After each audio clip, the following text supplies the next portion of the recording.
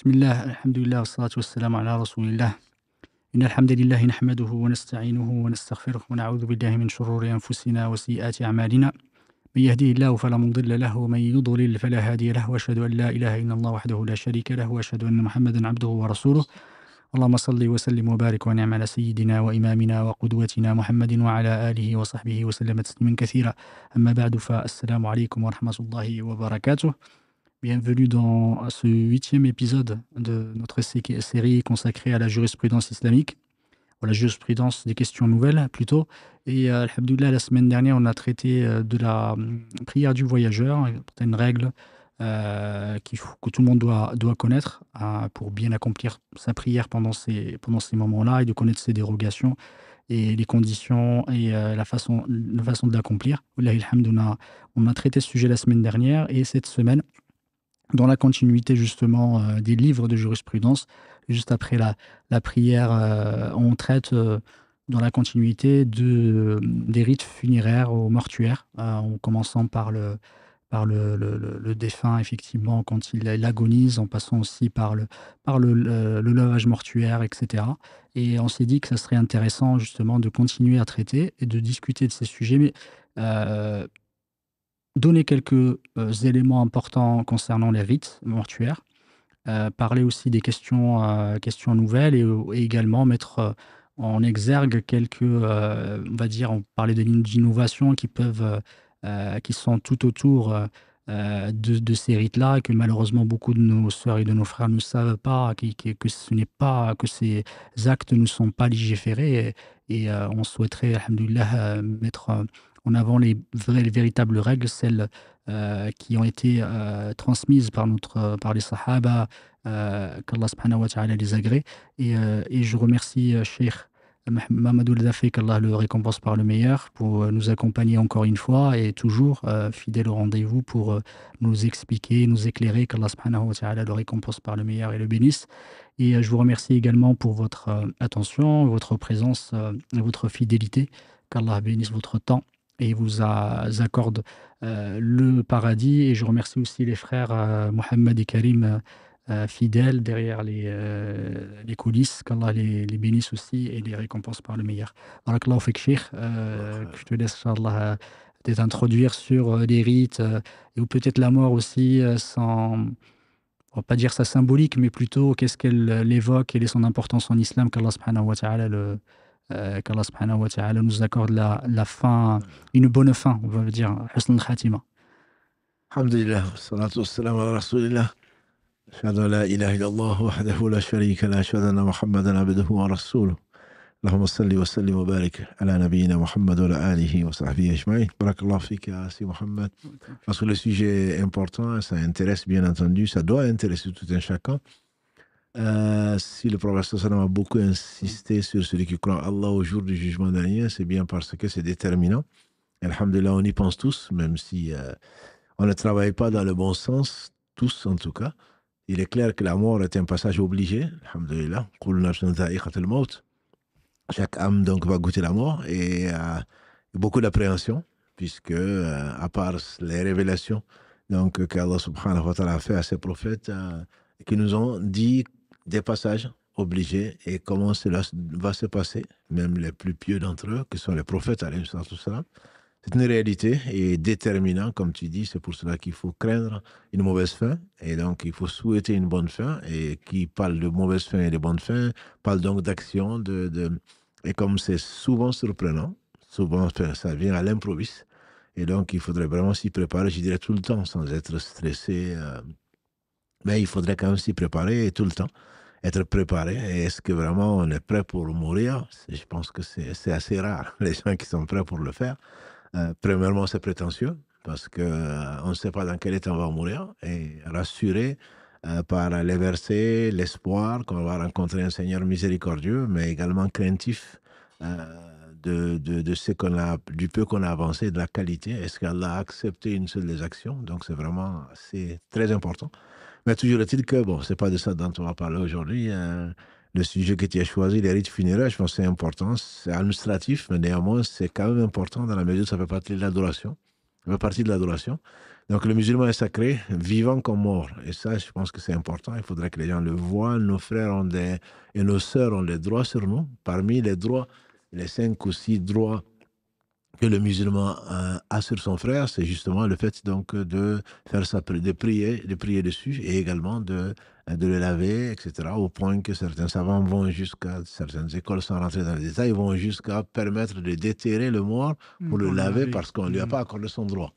Bien sûr, c'est pas ce droit qui sait pas, c'est son état hygiénique qui va déterminer ce qu'il attend dans la tombe, mais néanmoins, c'est un droit. Et qui dit droit, dit devoir. Et effectivement, cette prière, comme c'est préalable, ce lavage font partie donc des obligations collectives, donc fard kifaï. Si un groupe de musulmans le fait, donc les autres en sont déchargés, sans en avoir forcément la récompense. Et si personne ne le fait, c'est toute la communauté donc, qui est empêchée. C'est pour ça qu'il faut le savoir, pour y participer ou pas à la prière, comme donc à l'enterrement. C'est la raison pour laquelle l'islam y a réservé d'une grande importance. On va essayer, Inch'Allah, aujourd'hui de parcourir parce que c'est un domaine très très vaste. Et c'est la raison pour laquelle donc, on a choisi de discuter Mmh. de quelques-uns de ces points. Barakallahu fik. Et effectivement, avant la mort, parfois beaucoup, sont confrontés justement à l'état d'agonie, de leurs proches, de leur famille. Enfin, il y a beaucoup de choses qui se disent, soit sur les réseaux, soit effectivement: «Il faut faire ceci, il faut faire cela, il faut lui faire boire je sais pas quoi». Enfin, il y a beaucoup de choses qui se disent et l'idée c'est de un peu expliquer qu'est-ce qui est légiféré, qu'est-ce qui est autorisé, qu'est-ce qui ne l'est pas. Quelqu'un effectivement qui se retrouve en situation devant un proche, quelqu'un, membre de sa famille qui agonise, c'est-à-dire qu'il est aux portes de la mort, qu'est-ce qu'il devrait faire? Quelles sont les choses qui sont légiférées? Alhamdulillah, il faut l'accompagner. Il faut l'accompagner. Je pense notamment à nos sœurs et à nos frères qui sont dans les hôpitaux et dans les Mmh, cliniques, tout à qui fait. sont confrontés à ça tous les jours. Et Dieu seul sait, s'ils le font pour Allah, ils seront vraiment grandement récompensés parce que c'est pas évident. Et donc, ces gens ont besoin d'être rassurés et il faut les accompagner. Donc, notamment ceux qui, comme l'a dit le prophète sallallahu alayhi wa sallam, celui dont les derniers mots sont la ilaha illallah, Muhammad Rasulullah, celui qui atteste de l'unité d'Allah et de la mission du prophète sallallahu alayhi wa sallam, et dans une version de celle également de Jésus alayhi salatu Mmh. salam, comme verbe envoyé dans Marie, et un esprit venant de lui. Donc celui-là va rentrer au paradis quel que fût donc ses péchés. Donc c'est carrément un moment très déterminant.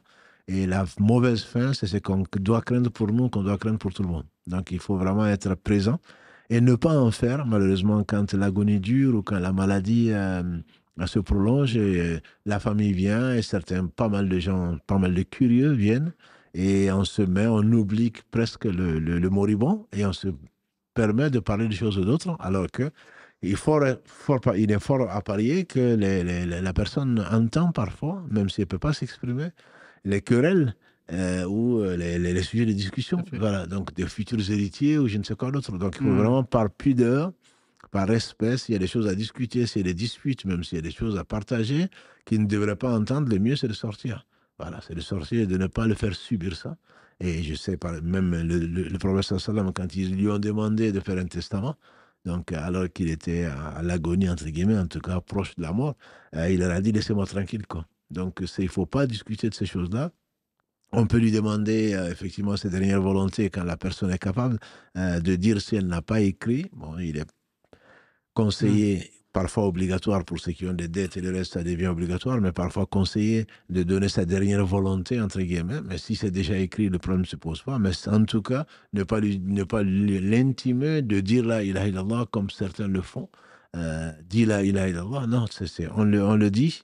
Ce qui est conseillé, c'est de vraiment le dire et que la personne l'entende et arrive à la prononcer. Mais si elle ne la prononce pas, cela ne veut pas dire que c'est un autre de l'enfer. Pas du tout. Faut pas.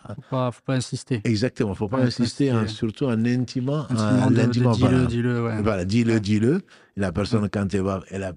probablement du mal, enfin, elle est dans une situation que Dieu seul sait, elle a du mal à parler. Et C'est si en ça. plus, voilà, il faudrait vraiment lui faciliter. Et si parfois, il est conseillé ça c'est une divergence comme tu le sais, est-ce qu'on va mettre du Coran Mmh. pour l'accompagner?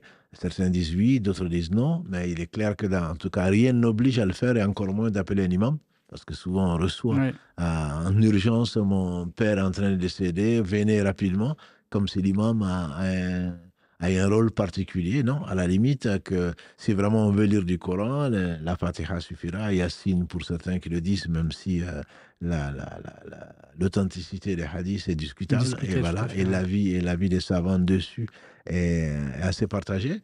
Bref, il faut rester, je pense, dans du respect et dans le silence et faire des dhikr à côté, faire des invocations et pas forcément, c'est pas la place aux curieux parce que parfois ils font la queue pour venir le voir avant son dernier soupir, comme s'il pouvait faire quelque chose, ce que l'on peut faire de mieux pour la personne, c'est vraiment invoquer pour la personne et nous-mêmes invoquer pour nous-mêmes parce qu'au moins on est sincère, on voit quelqu'un qui va partir malgré qu'on l'a fréquenté, qu'on l'a aimé, qu'on ne pourra rien faire. Donc c'est des moments de repentir pour soi-même et également accompagné par les invocations surtout, donc la personne qui est appelée donc à rejoindre son Seigneur. Barakallahu fik. Que Jazakallahu khairan pour effectivement, ces explications, ce moment où faut être voilà, respecté et être bienveillant envers le mort, parce qu'on est effectivement, on ne connaît pas l'état dans lequel il est, et c'est un moment très très difficile, très dur. C'est ça. Qu'Allah subhanahu wa ta'ala nous facilite ce moment. Et effectivement, tu as parlé de ce hadith qui est rapporté par Muslim. Tu fais référence au hadith d'Abu Saïd. Laqinu amwatakum la ilaha illallah. Faites dire effectivement à vos morts. Et ici, ce n'est pas les morts, mais plutôt les moribonds. Faites-leur dire, mais barakallahu fik de l'avoir dit, c'est pas, il ne faut pas insister, disent les ulama, il faut pas, voilà, il faut dire. Tu lui dis, s'il arrive, alhamdoulilah, à le dire, tant mieux. S'il n'arrive pas, il ne faut pas insister. Barakallahu fik. Il y a parfois, certains disent, effectivement, il faut le tourner. Enfin, c'est des avis des ulama, des avis effectivement d'école. Jurisprudence, c'est de le tourner vers la qibla. Est-ce que c'est quelque chose qui est conseillé ou pas? Est-ce qu'il y a il y a une preuve là-dessus? Moi, je ne connais pas de preuve dessus, sinon que le musulman doit se tourner vers la Qibla pour toute bonne action et que même pour l'enterrement d'ailleurs, on pourra peut-être en discuter. Ça, effectivement. Voilà. Donc, nous, on a une direction qui est de notre vivant comme de notre mort. Il y a une direction qui est celle de la Mecque, mais le fait que la personne ne meure pas, entre guillemets, l'âme ne sorte pas alors que la personne est orientée autrement, ne présage en rien la qualité de sa mort. Mais si on peut, effectivement, on met la personne en face de la Qibla, comme c'est vraiment notre direction, c'est quelque chose qui est conseillé. Je ne connais pas de preuve ordonnant donc de le faire. Mais, alhamdoulilah, c'est les savants le conseil. Et si on peut le faire, bien sûr, si c'est quelqu'un qui a du mal, soit à cause de sa stature, soit à cause de sa maladie, autre chose, c'est pas le moment de lui faire du mal. Même mort, ça, je pense que les gens le savent peut-être, même mort, je pense qu'il faut pas, même en enlevant ses habits, etc., pour le laver, il faudrait respecter. Il faudrait respecter le corps, respecter la personne, parce que nous sommes convaincus que la vie ne s'arrête pas juste avec le départ de l'âme. Donc il y a un respect de tout point de vue, c'est beaucoup plus important. Le respect est une obligation. Le fait de tourner la personne, les bonnes manières, c'est quelque chose de conseillé. Donc on ne va pas abandonner quelque chose d'obligatoire pour quelque chose de conseillé. Barakallahu fik, jazakallahu khairan. La lecture du Coran, effectivement, on a parlé de lecture du Coran. Là où la majorité des ulama autorisent, c'est Yassine, effectivement, parce qu'il y a un hadith qui est rapporté par Abu Daoud et Imam Ahmed, où il y a une divergence, c'est-à-dire barakallahu fik de l'avoir mis en avant. En tout cas, la plupart, même, c'est l'avis de certains ulama comme Cheikh l'Islam, c'est de le faire parce qu'effectivement, c'est conseillé parce qu'il y a un hadith qui existe. On dit qu'Ibn Omar, radiallahu anhu, et notre compagnon également avait conseillé, avait suggéré, avait recommandé aux futurs héritiers de le lire.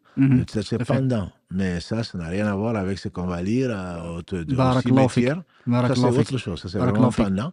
Et donc, pour celui qui ne connaît pas, qui connaît la Fatiha, par exemple, il n'y a pas de mal à lire la Fatiha qui résume tout le Coran. Voilà. Donc, il n'y a pas vraiment c'est pas quelque chose d'impératif de lire le Coran. Mais il est conseillé, effectivement, que la personne entende et parte avec la parole d'Allah, ou éventuellement des versets qui parlent de l'espoir, du paradis, voilà, la miséricorde d'Allah, plutôt que de parler, de mettre autre chose et surtout de se mettre à parler de choses de ce bas monde. Barakallahu fik.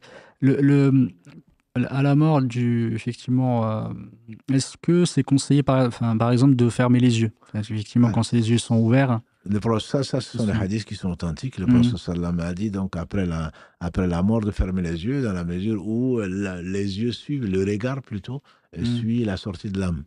Donc, il est conseillé de fermer les yeux, de refermer donc les paupières et de couvrir le corps du défunt, mhm. donc par pudeur, par respect, plutôt que de le laisser comme certains pourraient le faire, et Mhm. surtout pas de l'habiller d'une certaine façon ou d'une autre, parce que de toute façon, il va être déshabillé pour être lavé, etc., et Tout à avec fait. le linceul. Donc, il n'y a pas de ressortir, de préparer à sa mort un habit particulier ou quoi que ce soit, comme on peut le trouver dans d'autres traditions, quoi. D'accord, barakallahu fik. On peut, par exemple, l'embrasser. Pour certains, effectivement, ils souhaitent embrasser les. On peut embrasser, il n'y a Mhm, pas Abu mhm, Bakr Siddiq al-Agré, hein, il est venu trouver quand il mhm. n'était pas là, lors du décès du prophète sallam, il est venu, il a pleuré, bien sûr, hein, on l'imagine. Il a embrassé, et toi pour qui je sacrifie mon père et ma mère. Alors, plus jamais tu ne sentiras plus de douleur, etc. C'est permis, ça c'est permis de le faire. Barakallahu fik, C'est permis, jazakallahu hein. khairan. Effectivement, on va pas discuter de tous Oui, les bien éléments parce sûr. qu'effectivement, beaucoup de détails pardon, et d'éléments particuliers. Après, si vous avez des questions, n'hésitez pas, cher qu'Allah le facilite et le récompense par les meilleurs pourra y répondre. La question qui se pose, est une question nouvelle aussi, qui se posait aussi dans le temps, mais qui est de plus en plus présente et facilitée par les moyens de communication, c'est l'annonce de la mort. Là, beaucoup, effectivement, dans les journaux avant, il y avait comment on appelle ça, pardon, j'ai oublié le nom, Les chroniques, les chroniques. ouais. Il y a un nom particulier, j'ai oublié comment on appelle ça. Mais pour annoncer effectivement la mort, certains utilisent les journaux, certains même l'annoncer à la télé Ouais, bien dans sûr, certains pays. Quel est l'avis de la religion, enfin l'avis des ulama là-dessus? Est-ce que c'est permis de le faire? Dans quel cas c'est permis de le faire? Si tu peux, barakallahu fik, nous parler. Et ouais. il y a beaucoup WhatsApp aussi maintenant, ça se mêle parce que Ah ça, oui. je parlais effectivement des journaux, là il fallait payer. Maintenant il y Ouais, a WhatsApp, enfin on voit parfois tourner ouais. effectivement des messages. Il y a un certain qui est mort, venez à la prière, venez Ouais. faire salat janaza, etc. Est-ce que c'est quelque chose qui est C'est, légiféré, permis? alhamdulillah, bon, ça fait sourire, mais c'est des moments qui sont tristes, hein. Oui. Des moments qui sont tristes, mais annoncer, après la mort de la personne, l'annoncer à ses proches, l'inviter à venir à Salah Janaza, c'est quelque chose qui se fait. Mhm. Ça se faisait à la mosquée, entre autres. Il n'y avait pas de réseaux sociaux, à ma connaissance. Donc, l'annoncer, mais de là à en faire une grande publicité, bon, surtout pour ceux qui ne sont pas là. L'essentiel, c'est qu'on sache que maintenant, la personne ne peut rien pour elle-même, qu'elle est entre les mains d'Allah subhanahu wa ta'ala, et qu'il faut prier pour la personne. C'est de ça dont elle a le plus besoin, donc, d'en faire à la une des journaux. Ce n'est pas ça c'est pas ça qui va l'aider. Là où il en a vraiment besoin, c'est les invocations, et dans l'invocation des gens pieux, et notamment ceux qui vont à la mosquée ou des gens qui l'aiment sincèrement et qui fassent des invocations pour lui, hein. Et barakallahu fik, effectivement, jazakallahu khairan, avoir parlé. Et parce qu'il y a effectivement sur la question de l'annonce, il y a des divergences, surtout que le prophète alayhi salam l'avait interdit, mais il y a des raisons. Parfois, le fait, barakallahu fik, d'annoncer pour que les gens puissent venir prier, mais pas pour voilà, mettre en avant Oui, ça c'est l'éloge, interdit, voilà, etc. Voilà, exactement, même surtout à ouais, l'enterrement c'est ça. ou à la salat janaza, le fait de faire les éloges funèbres comme on C'est le ça. fait Barakallahu fik. ailleurs, C'est dans ça. l'islam, c'est interdit. C'est Ça, c'est interdit. interdit, et Dieu seul sait qui nous sommes, et c'est vraiment pas le moment. Dieu Mm. seul sait qu'il est entre les mains d'Allah, et ce n'est pas le moment de faire ces éloges funèbres. Que l'on dise du bien de la personne parce qu'elle n'est pas là, mais pas en public. Voilà nous acquis, voilà nous acquis ahad. On ne va Mm. pas purifier quelqu'un qui a déjà eu ce qu'il a mérité, en tout cas, qui a vu sa place, ce qui lui est réservé, et surtout pas non plus en faire une lamentation. Voilà, là, ce sont des choses, surtout avant la mort. Beaucoup de gens comme l'a fait le prophète sallallahu lui-même au décès notamment du dernier de ses fils, Ibrahim.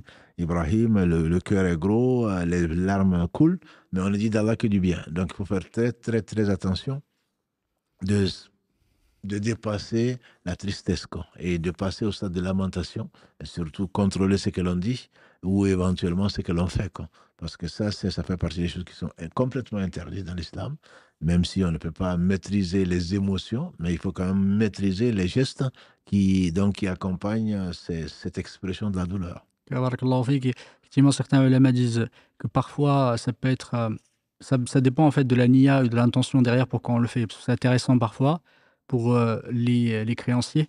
Parce qu'effectivement, si tu annonces, au moins si quelqu'un, par exemple, il a une dette ou quelque chose, il peut venir effectivement. Parce qu'il y en a beaucoup qui annoncent, qui disent pas forcément, qui est pas, qui ne laisse pas normalement de, enfin, il ne laisse pas de testament. Barakallahu fik, tu en avais parlé tout à l'heure, de dire voilà, voilà, j'ai telle somme chez quelqu'un, ça peut être intéressant. Au moins, les gens sachent qu'il est mort, ils peuvent effectivement venir et réclamer s'il y a quelque chose à réclamer avant de partager l'héritage. Il faut faire quand même attention parce qu'on connaît, surtout dans le pays, il y a des Ouais. arnaqueurs Oui, tout à voilà, fait. Barakallahu fik. qui attendent l'annonce et qui sont à toutes les prières Oui, c'est janaza ça. pour dire que le mort me doit ceci et C'est cela ça, parce ouais. qu'il ne craint pas Dieu, il Ouais, ment sur lui. Et comme à ce moment, on n'est pas là dans la c'est dentelle, on ne ça. va pas discuter quelles sont tes preuves, etc. Comme il te doit, il me doit ça, alors on lui donne. Ouais. Et certains ont été surpris et arrêtés. Leur méfait a été arrêté par Allah au travers, donc des gens qui les ont démasqués. Ouais, Et donc, il faut subhanallah. vraiment faire attention. Mais d'où l'importance d'écrire. Oui, le Donc, testament. effectivement, les dettes en particulier qui empêchent, comme on le sait, les gens de rentrer au paradis. Ok, Ah, barakallahu fik.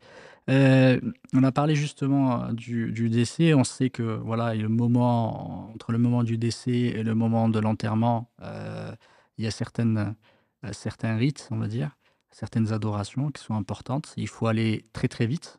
Effectivement, l'accélération, accélérer l'enterrement, quelque chose qui est recommandé en islam, voire obligatoire parfois. Ça dépend si on le laisse trop longtemps, mais s'il y a comment dire? Un préjudice, pas de préjudice, mais s'il y a pas de respect pour le mort, le laisser comme ça sans l'enterrer, ça c'est un fait, une partie des droits, comme tu as parlé tout à l'heure, du défunt. Au moment pour le lavage mortuaire, est-ce que tu peux juste, on va pas rentrer effectivement dans le détail, comment on le fait et cetera, même si tu as envie peut-être d'en dire quelques mots, barakallahu fik et jazakallahu khairan et qu'Allah te récompense par le meilleur. Quel est le statut, vis-à-vis du lavage mortuaire? Est-ce que c'est une obligation? Est-ce que tout le monde doit l'apprendre? Alhamdulillah, Ah oui. le lavage mortuaire est comme on l'a dit au début, c'est une obligation qui est collective. Il Mmh. faudrait qu'il y ait des gens qui le fassent si personne ne l'apprend. Et alhamdulillah, j'admire le courage des femmes d'ailleurs, parce que quand il y a de la demande, la mosquée en organisait, et quand il y a de la demande, c'est souvent de la part de femmes, donc qui, alhamdulillah, veulent apprendre pour pouvoir laver les morts, parce que c'est une grande récompense. Et également pour pouvoir laver les morts donc, de la famille, etc.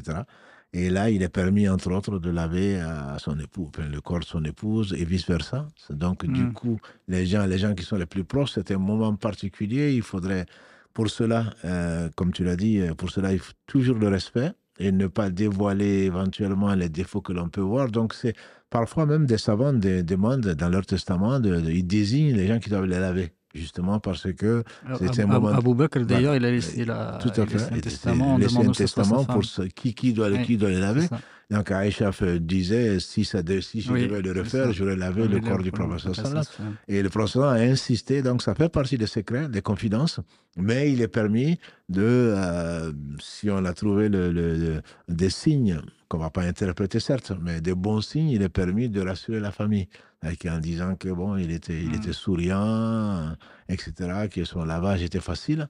Ça, c'est permis de le raconter, mais surtout pas ses défauts ou qu'on l'a trouvé dans un état vraiment complètement comme s'il avait été brûlé ou son corps a noirci ou des choses comme ça. Ou alors on a trouvé des défauts sur lui. Ça, ce sont des choses qui sont formellement interdites.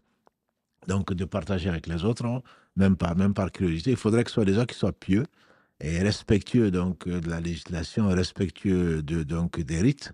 Et on doit tout faire donc dans la discrétion et en particulier, je pense que tout le monde le sait, je l'espère en tout cas, couvrir le défunt, ne pas du tout découvrir sa aura, donc sa partie qui est intime, on ne doit pas du tout la découvrir et même pas découvrir les formes, au point que les gens mettent des gants ou autre chose et le lavent carrément avec le dos de la main pour les plus pieux d'entre eux, pour ne même pas avoir à toucher les choses qui sont intimes. Donc, c'est vraiment un moment très, très... Ça demande beaucoup de courage, ça demande également un savoir-faire, parce qu'il ne faudrait rien casser, ni même pas violenter, ni obliger, au point que quand le mort a été découvert bien plus tard et que le corps est en décomposition, les savants disent qu'il faut faire le tayammum plutôt que de le laver, Mmh. Voilà. Et quand on le lave, c'est avec de l'eau tiède. C'est tout ça pour bon. C'est pour quelqu'un qui ne croit pas au jour du jugement dernier, eh bien, ne peut pas comprendre ça. Mais tout ceci, c'est un respect du corps vivant donc comme mort. C'est ici tout ça avec des règles bien particulières qu'on ne va pas citer aujourd'hui, Charles. En tout cas, la condition, c'est qu'il faut qu'il soit musulman. Enfin, qu'il soit lavé parce que ça peut se poser la question ici, effectivement, le lavage par un non-musulman. Ouais, je ne me posais même pas cette question-là. Effectivement, il y a un lavage qui se fait au niveau de l'hôpital, qu'on ne peut Oui. pas refuser d'ailleurs. Mm. Je le conseille qu'on ne peut pas refuser. Donc, ce n'est pas parce que la personne n'est pas musulmane qui a fait les premiers soins, parce que ce qu'on va faire avant de laver, on va dégager donc la personne de tout ce qui était dans le transit. Mm. Voilà, que ce soit de l'urine, que ce soit les excréments, donc on va bien la dégager. Et donc souvent le service médical le fait et ils vont boucher parfois donc les orifices par lesquels éventuellement ils peuvent encore avoir de la défécation. Donc ce traitement-là, qui est un traitement d'hygiène, n'empêche pas. Et ce n'est pas l'équivalent. Voilà. Donc, malgré cela, donc la famille musulmane doit confier à moins que le mort ait désigné quelqu'un qui doit le laver, comme on l'a dit tout à l'heure avec Abu Bakr ou d'autres, donc qui désigne. Et parfois même, les gens ont compris que c'est en même temps que la personne voit son testament. Voilà, parce que certains pieux, s'ils demandent à quelqu'un de les laver, c'est aussi pour payer éventuellement les dettes qu'ils peuvent avoir, etc. Mais là, c'est vraiment, on choisit celui à qui on pense le plus de bien, le plus pieux possible. Donc, il va faire des dhikr en même temps, bien sûr pas à haute voix, et qui va être le plus délicat, et donc qu'il aime, parce qu'il le connaît. Eh bien, sinon, on prend n'importe quel musulman d'apparence pieuse en tout cas, et qui sait le faire. Voilà. En tout cas, par rapport à ça, jazakallahu khairan, s'il n'y a pas de personne qui a Désigné. été désignée, il y a certains membres de sa famille peuvent prévaloir voilà, effectivement imposer de le faire eux-mêmes, par exemple le père, le grand-père, l'enfant, Tout à fait. etc., tout ce qui est l'asaba, Voilà. effectivement les héritiers, mais les hommes, pour un homme par exemple, et Ouais, c'est vrai. ils peuvent effectivement se prévaloir le droit de le faire. Ils peuvent Mm. se prévaloir, je leur Mm. rappelle tout simplement qu'il faut qu'ils sachent le Sache le faire. faire, ouais, Voilà. tout à fait. Donc, c'est pas parce que c'est mon père que je dois absolument le Mm. faire. Le droit, c'est le père, et ensuite c'est le fils, etc. Ça. Mais il faut savoir le faire. Si Mm. c'est pas le faire, au moins qu'il se fasse aider, Tout à qu'il se fait. fasse guider. C'est Bon, ça. c'est la délicatesse, la piété filiale n'implique pas forcément de laver son père ou de laver sa mère si Mm. on ne sait pas le faire. Mm. Donc, il faut respecter un certain nombre de choses, sinon on prend des péchés, quoi. C'est un point des péchés, barakallahu fik. Jazakallahu khairan. Euh, On va peut-être parler de la prière. C'est peut-être intéressant qui va concerner beaucoup de gens. La prière, effectivement, mortuaire. La prière, prière janaza qu'on connaît tous et parfois dans les mosquées, on peut prier la salat janaza après la prière la plupart des fois. Est-ce que le mort doit être présent obligatoirement? Dans quel cas on peut prier sur lui quand il n'est pas là? Et après, barakallahu fik, si tu peux voilà, développer comment on le fait. Pour certains, alhamdoulilah, parfois ils se retrouvent dans ces situations, ils ne savent pas quoi dire. Barakallahu fik, si tu peux nous Jazakallah expliquer. khairan, c'est donc, comme tu l'as dit, pour terminer, Mm. donc on va laver Mm. donc ce corps, on va le mettre dans un Le linceul, seul, on ouais. va le parfumer, c'est Mm. vraiment le présenter à son Seigneur subhanahu wa ta'ala dans les meilleures conditions. Donc le parfum est comme le parfum Mm. euh, d'avant ou même d'aujourd'hui, donc qui sont conseillés pour le présenter dans la meilleure des formes possibles. Après l'avoir dégagé, donc le présenter de la meilleure façon. À ce moment-là, on n'est pas pour il faut savoir, ce n'est qu'un détail, on est à Toulouse pour le pèlerin, on n'a pas Oui, tout à à fait. le couvrir, puisqu'il est mort en état Mm. en état de sacral, en état d'ihram. Haram, oui. Voilà, et donc il va être ressuscité dans cet état-là. Il ne devait pas couvrir, pour un homme en tout cas, il ne devait pas couvrir la tête. Donc on n'a pas à couvrir sa tête. Et pour le reste, on doit prier dessus et l'enterrer sur place pour les martyrs, par exemple. Bon, ce sont des détails. Oui, Ce sont des détails. tout à fait. Mais On ne les donc, lave pas d'ailleurs, on ne lave pas les. voilà, Effectivement, on les lave exactement. pas. Et ce Ouais. que tu as dit, effectivement, c'est le plus tôt, c'est le mieux. Ça, il faudrait peut-être passer ce message-là On attend parfois ses enfants ou ses parents qui Ouais, viennent des c'est ça. États-Unis, ils ont raté Ouais. leur vol, etc. Oui. Le prophète nous a intimé de me précipiter pour enterrer nos morts, bien que la loi ici en Europe, par exemple, c'est pas moins de 24 heures. Mhm. Mais bon, on respecte la loi, mais dès que l'on peut, donc c'est le fait d'attendre une semaine ou des choses comme ça contredit vraiment l'esprit de la loi, c'est le jour même. Et quand on est à la Mecque ou à Médine, à toutes les prières, Mhm. à pratiquement toutes les prières. Il y a des salat janaza, donc qui sont les prières mortuaires, qui sont appelées après la prière normale, comme tu dis, et, et on enterre de tout temps. On enterre de tout temps. Donc, parce que le plus tôt, c'est mieux s'il trouve le bonheur dans l'au-delà, il va se précipiter. Donc, il faut se précipiter plus tôt. Et si c'est quelqu'un qui n'est pas recommandable, ben, au moins on s'en débarrasse, entre guillemets, quoi. Donc, la salat janaza est une obligation collective, comme tu l'as dit au début. Donc, c'est un fardeau qui faillit. Il faut savoir qu'il y a, bien entendu, pour le mort, il y a beaucoup d'intérêt, et même pour ceux qui prient surtout. Pour eux, le prophète sallam, dans ce qui a été rapporté par l'imam al-Bukhari, il dit que celui qui assiste, qui prie donc qui fait salat janaza, qui prie, il a l'équivalent d'une montagne, donc d'une montagne de bonnes actions. Et celui qui l'accompagne jusqu'à son enterrement a l'équivalent également. Donc, c'est quelque chose de très recommandé et c'est une obligation collective et elle doit se faire donc avant l'enterrement quand le corps est présent. Quand le corps est présent, ensuite on verra quand le corps est absent. Quand le corps est présent, donc c'est après une prière en général, donc c'est mieux de le faire à l'extérieur de la mosquée, en tout cas d'un point de vue traditionnel, d'avoir un endroit qui est réservé à ça. Et c'est constitué de 4 takbirat, en tout cas pour l'avis le plus répandu, peut-être majoritaire. Donc l'imam se met devant et les autres comme une prière normale, à part que tout se fait à voix basse, il n'y a pas de roko, il n'y a pas de sujoud.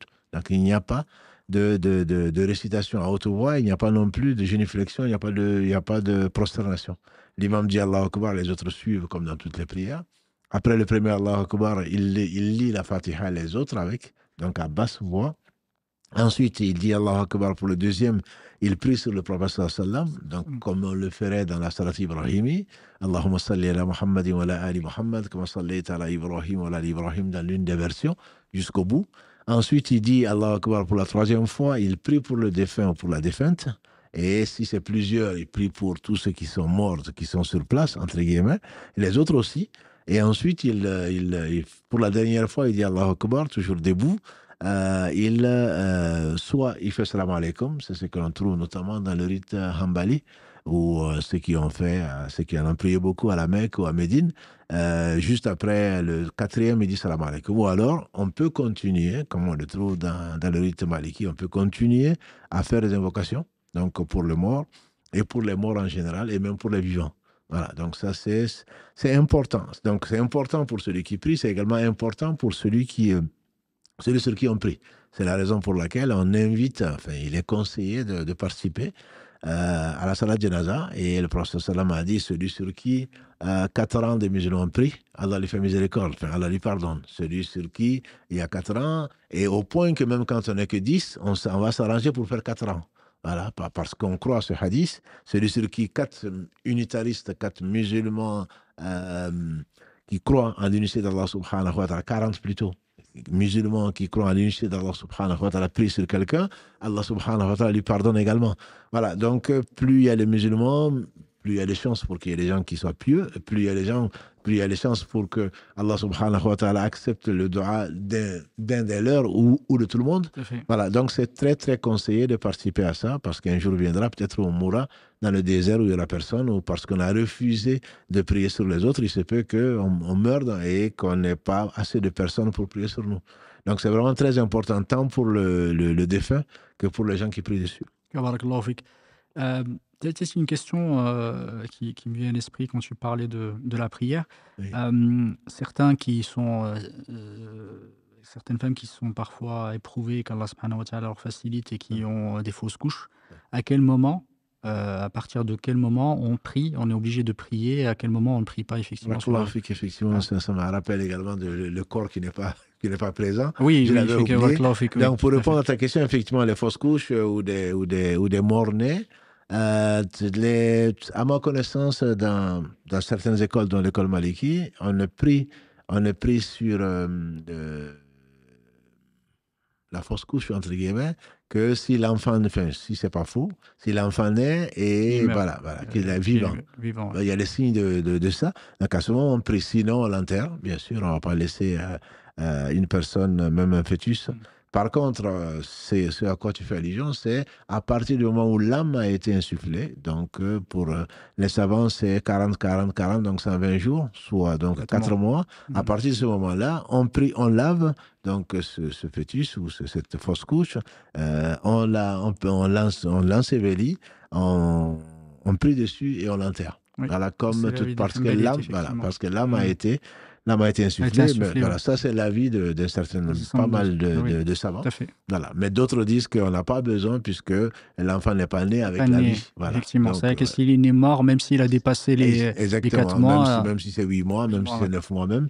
C'est la vie des Donc, Malikites, ouais. cela n'exige pas la prière. D'accord. La prière funéraire. Donc, Oui, on trouve même parmi, même par rapport à des pompes funèbres, certains qui respectent un rite et pas d'autres. d'autres, ouais. Ce n'est pas bon. C'est la responsabilité des gens qui ont fait ce choix-là.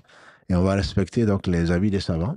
Par contre, ce que tu as dit, Mm. si on n'a pas le corps, Mm. ce que l'on sait, c'est que c'est arrivé effectivement pendant la vie du prophète sallam quand il était à Médine. L'ange Gabriel est venu lui dire: lève-toi et fais la prière sur ton frère, le Négus, qui est mort. Négus, ouais, tout à Voilà, fait. donc le Négus, c'était l'empereur de l'Abyssinie. Et on sait, en année 5, il a accueilli sur l'ordre du prophète sallam, enfin sur la suggestion du prophète sallam, et qui était une révélation pour ceux qui étaient maltraités, ceux qui étaient injustement traités. À cause de leur foi, le prophète leur a permis, dont Othman ibn Affan et la fille du prophète sallam, le prophète leur a permis d'aller donc dans un endroit où, sous le règne d'un roi, Mm. chez qui il n'y a pas d'injustice. Et donc c'était le Négus, donc Al-Najashi, c'est comme ça qu'on l'appelle. Et ils ont été là, qui, malgré les pressions diplomatiques, malgré tout, a refusé de les extrader. Et effectivement, ils ont vécu là le temps qu'Allah a voulu, avant qu'il y ait la grande émigration.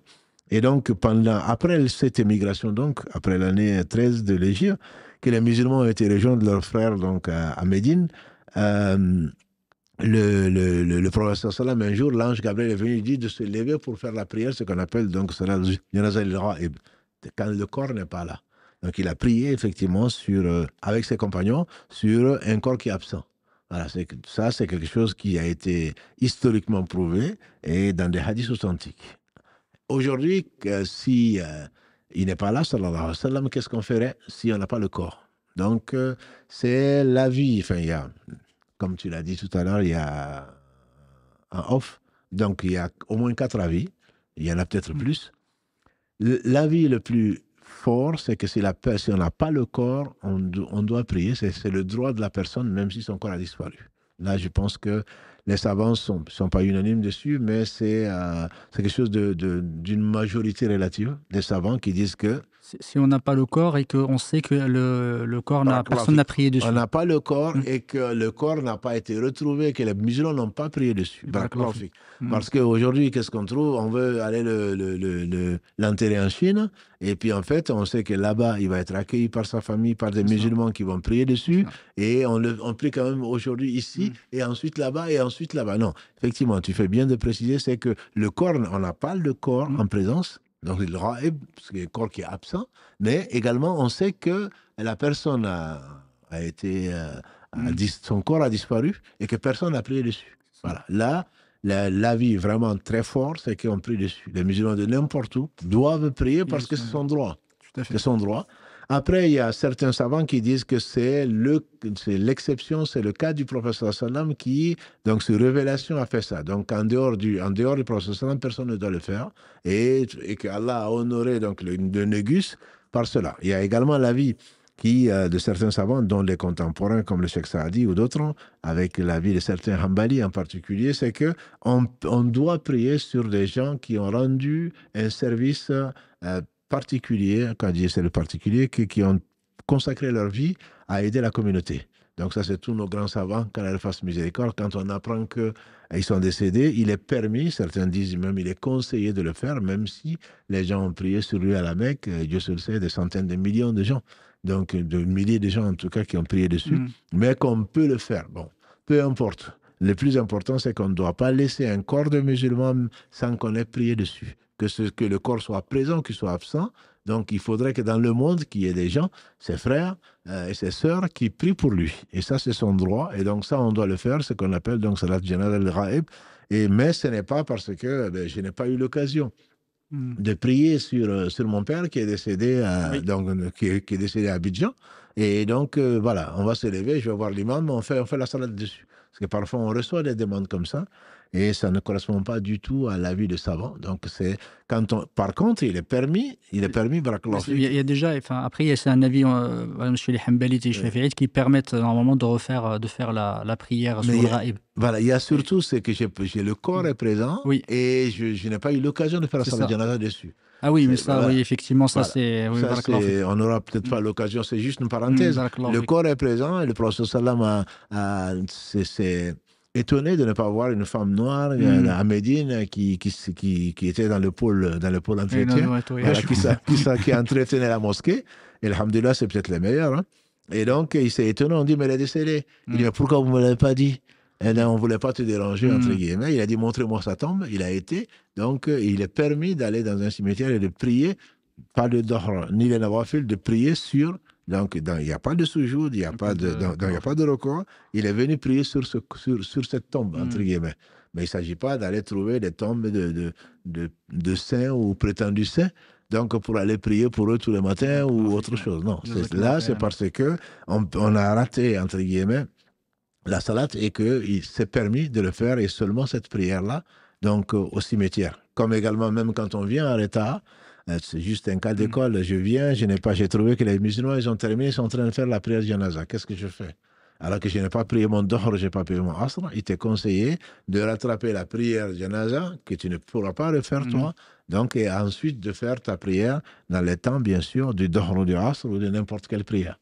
Voilà, donc même le musulman, même absent, même le corps absent a droit à ce respect et a droit à cette fraternité qui continue même après la mort. Voilà, donc ensuite, peut-être que tu vas reprendre le flambeau parce qu'il y a tellement de choses à dire et il faut surtout s'occuper donc, de savoir si la personne a des dettes, etc., etc., même avant la prière si c'est possible. Le prophète sallam, avant qu'Allah subhanahu wa ta'ala et quand il a éprouvé, il demandait, s'il est mort, il demandait est-ce qu'il a des dettes. Et c'est là où on parle d'arnaque aujourd'hui, malheureusement. Est-ce qu'il a des dettes? Et si on dit oui, il dit est-ce que quelqu'un de sa famille peut le payer? Si on dit non, il dit priez sur votre frère. C'est pour dire que les dettes, malgré la société de consommation, les dettes ne sont pas des choses à prendre. Il faut les prendre vraiment quand on n'a pas le choix. Et c'est ce que faisaient les gens avant, parce qu'ils savaient que les dettes étaient vraiment très importantes à payer. Et par conséquent, les prélèvements à plusieurs fois, et on va acheter ce dont on n'a pas besoin pour l'avenir. Il y a vraiment d'autres avenirs que l'au-delà. Donc là, il faut vraiment faire très attention. Et il y a une très bonne tradition, en tout cas, je trouve une tradition... que dans certains pays, avant la salat janaza, quelqu'un qui demande est-ce que le mort doit quelque chose à quelqu'un, le testament, il est évident qu'on doit l'écrire quand on a des dettes ou on a une amana, quelque chose qu'on nous a confié, mais au moins que l'on demande l'annonce dont tu as parlé, que telle personne est morte, est-ce qu'elle doit quelque chose? Si la personne dit qu'elle me doit quelque chose, mais je lui laisse, alhamdoulilah, ce n'est plus une dette, mais au moins que l'on sache. Parce qu'au matin, après la prière du Fajr, le prophète a demandé est-ce qu'il y a quelqu'un de telle tribu? On dit oui. Il dit votre frère n'est pas rentré au paradis parce qu'il a des dettes. Donc il faut le savoir. Que les musulmans d'aujourd'hui sachent que les dettes, ce n'est pas une mince affaire. Ça peut empêcher l'âme de rentrer au paradis. Voilà. Donc ça au moins, demander les dettes et ensuite faire la prière et enterrer donc, la personne le maximum possible dans un endroit où les musulmans sont enterrés. Jazakallah khair. Une question effectivement qui me revient, qui est peut-être une question assez nouvelle parce qu'on peut se le permettre aujourd'hui. Quelqu'un qui est un membre de sa famille, un parent qui est décédé, est-ce que c'est permis de voyager pour aller prier? Effectivement, faire salat al-janaza, ou maintenant qu'il y a des avions au bout d'une heure, de 2 heures, si on arrive à trouver un vol, est-ce que c'est permis ou pas? Barakallahu fik, c'est une question qui est... C'est pas légiféré. C'est pas légiféré d'aller voyager pour aller prier sur une tombe. Quelqu'un Mmh. qui a été enterré, les musulmans ont prié dessus, là où on est, on doit prier. Mmh. Ah oui, mais c'est pour, comme ils le disent pudiquement, c'est pour faire mon deuil. Donc pour toi, c'est Mmh. important d'aller voir une terre et tu n'as pas assisté et tu n'as pas vu qui est dedans. On imagine qu'on ne t'a pas menti, mais qu'est-ce que tu vas lui apporter? Ce que tu vas lui apporter, ce sont tes invocations. Ce que tu vas lui apporter, c'est ton amour ce que tu vas lui apporter, c'est vraiment demander à Allah subhanahu wa ta'ala, et si tu es un fils vertueux, donc de demander à Allah subhanahu wa ta'ala de pardonner à ses défunts, etc., etc. Aller voyager pour aller visiter une tombe, y compris celle du prophète sallallahu alayhi wa sallam, n'est pas quelque chose de légiféré. Le prophète alayhi wa sallam, il a dit on doit enfourcher une monture que pour trois endroits, et donc c'était des mosquées et pas des tombeaux. Par contre, quand on y est allé visiter les tombes, comme il avait interdit, et ensuite Allah lui a permis il dit visitez, je vous avais interdit de visiter les cimetières, maintenant faites-le parce que ça vous rappelle la mort. Et donc on ne peut pas imaginer que l'on soit quelque part et qu'on ne visite pas un cimetière si on a les moyens, surtout si les meilleurs gens y sont enterrés. Je pense au prophète sallam, je pense aux compagnons du prophète sallam, je pense à nos pères et mères quand on est quelque part où ils sont enterrés. Mais aller voyager spécifiquement pour ça, c'est pas quelque chose qui est légiféré. De la barakallahu fik. Peut-être avant de, c'est une question assez intéressante, qui, de plus en plus présente, peut-être existait avant, aussi, la partie concernant la dissection des morts. Parce qu'on n'en a pas parlé tout à l'heure, mais ça peut arriver pour des raisons, diverses. Quel est le statut par rapport à effectivement aux dissections qu'on fait par rapport aux morts, selon la situation? Parce qu'effectivement, il y a plusieurs raisons, qui peuvent pousser ou qui peuvent amener à faire la dissection du défunt. Alhamdulillah, je pense qu'il faut qu'Allah bénisse nos savants et ce sont des gens qui sont humains, qui sont croyants et qui ont essayé d'envisager beaucoup de situations. Donc, c'est pas des inhumains, c'est pas des robots qui ne parlent que de monstrues ou d'autres comme certains les accusent. Donc, c'est des questions effectivement qui ont été posées. Il est évident que l'intérêt général l'emporte sur l'intérêt particulier. Le mort doit être respecté. Je pense qu'on a Tout à fait. peut-être jamais assez insisté dessus. Le mort doit être respecté. Donc, c'est pas parce qu'il est mort qu'on peut se permettre de faire une dissection pour ceci et cela. L'avis quasi unanime des savants, si ma mémoire est bonne, c'est bien que quand il y a une raison, que ce soit, si c'est par exemple une autopsie, il est demandé par la justice ou autre chose, dans des conditions bien déterminées, le problème ne se pose pas. On ne demande même pas l'avis de la famille, on lui explique Mhm. que voilà, Tout à la fait. mort est suspecte ou je ne sais quoi d'autre. Également, si la personne est morte d'une maladie dont Mhm. l'autopsie pourrait nous donner des indications, soit Tout à pour la fait. famille, soit pour les gens en général. Donc, on va apprendre. Il ne s'agit pas donc de la dissection pour montrer aux enfants comment est-ce que le corps humain est constitué. Non, mais s'il y a un intérêt à disséquer, à disséquer donc la personne, on la dissèque. Et ensuite, on l'enterre. Donc, même si c'est une partie qui a été coupée, etc., il faut quand même enterrer la partie. Ça fait partie du respect également donc de la personne. Après, il y a une divergence pour savoir est-ce que d'un point de vue science, est-ce qu'on peut disséquer pour montrer aux étudiants, etc., etc. Ça, c'est un autre domaine, peut-être dont on parlera plus tard, Inch'Allah. Barakallahu fik. En tout cas, il y a trois raisons. Enfin, il peut y avoir la dissection pour l'apprentissage, dont tu viens de parler, barakallahu fik. Il y a une divergence entre les ulama là-dessus. Donc, La deuxième, c'est pour des raisons médico-légales, effectivement. là, Quand ce il y a un problème ne se crime, pose même voilà, pas, ça tout se à pose, fait. barakallahu fik. Et la troisième, c'est quand il y a une pathologie, il y a effectivement une maladie quelconque et où il y a besoin de disséquer le mort. Sur la troisième, effectivement, quand il y a une épidémie, par exemple, est-ce que parfois on peut être contraint de le faire parce qu'on n'a pas le choix, effectivement, que de le faire, dans des cas où il y a vraiment des grosses épidémies, pour savoir est-ce que vraiment il y a le mort, il est mort de cette maladie ou pas, pour éviter justement que ça soit propagé, pour prendre peut-être comment dire,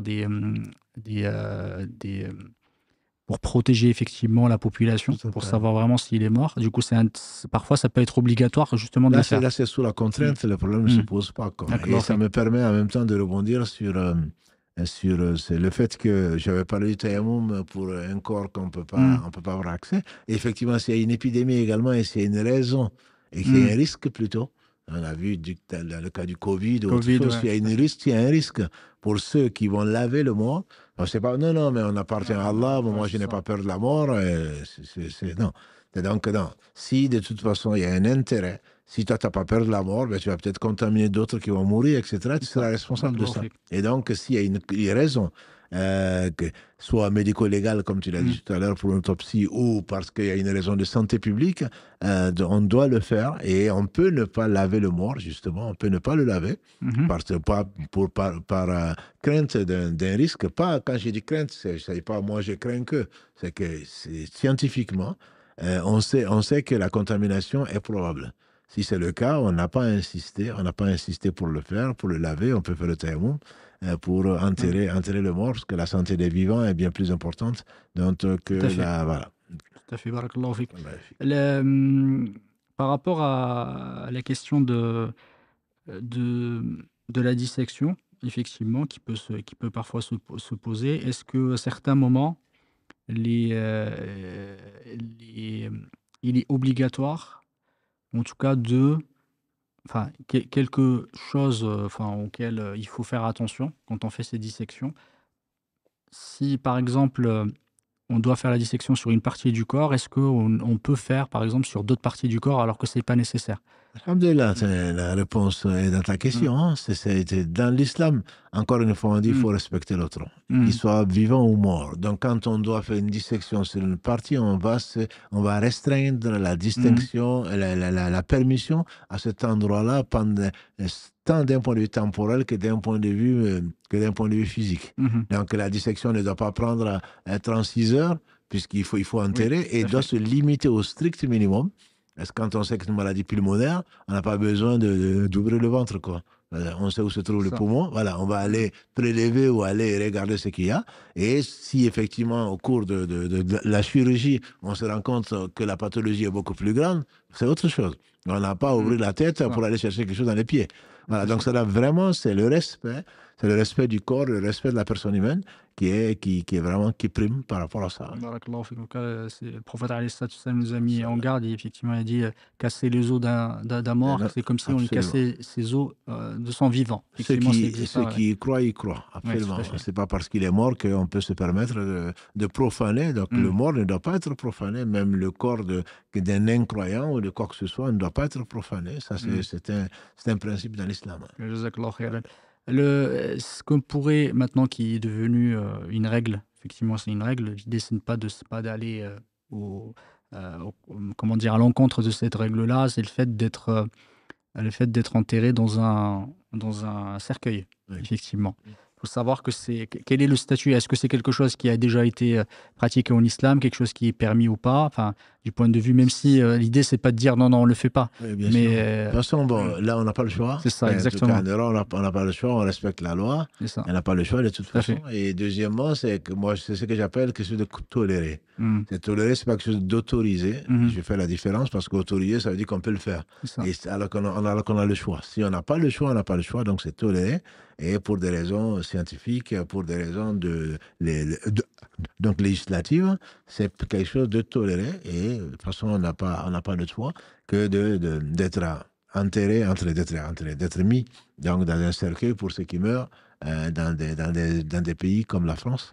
Et donc, Mmh. c'est quelque chose de toléré Et et de barakallahu fik. connu depuis longtemps. Et quelle est la forme normalement la forme de l'enterrement, classiquement en islam? Qu'est-ce qui est, légiféré? En barakallahu fik, classiquement, puisque bon, on Mmh. a beaucoup de frères, beaucoup de sœurs qui vivent dans des pays musulmans, classiquement, effectivement, on a parlé du lavage. Mmh mh. Ensuite, on le met dans un linceul, donc, et on n'a pas à mettre dans un cercueil. Mmh. Classiquement, on va donc à l'enterrement le plus tôt possible, quand c'est possible. Et donc, on va creuser une tombe et on va faire un lahd. Mmh. Donc, qui est l'antichambre, entre guillemets, que Mmh. les gens connaissent. Et donc, on ne va pas mettre le mort directement à même le sol, on va le mettre dans un côté.